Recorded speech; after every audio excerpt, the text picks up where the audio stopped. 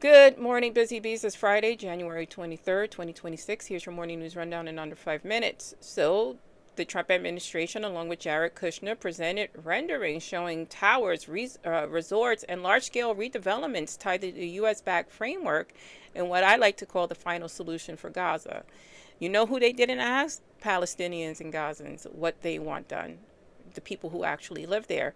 You know who else is going to go through that? Greenland. In this back deal framework that Donald Trump keeps talking about, Greenlanders seemingly don't have the authority to discuss what's happening with their land.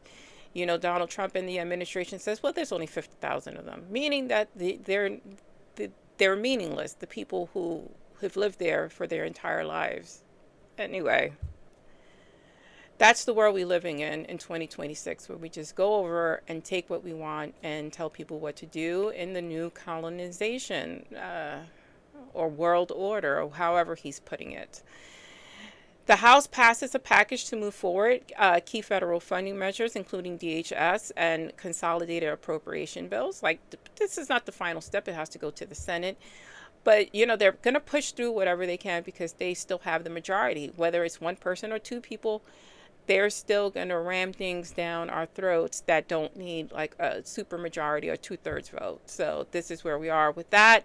And this is why the midterms is so important. You have people on here trying to split the Democratic vote. I'm not going to do that. Do I agree with every Democrat there? No. If there's a Democrat I have a problem with, and I have a problem with the majority of them, if there is no viable person running against them, I will vote down the Democratic ticket. And that's just is what it is, because we need to take control of the House and the Senate and all of it, in my opinion.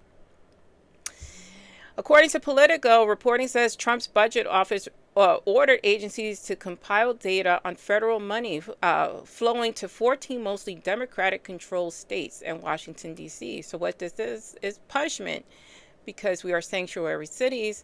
We're also the biggest donors to the United States. So they're withholding our own money from us that we've gotten taken out of our taxes. So taxation without representation seems to be happening. It seems to be a thing.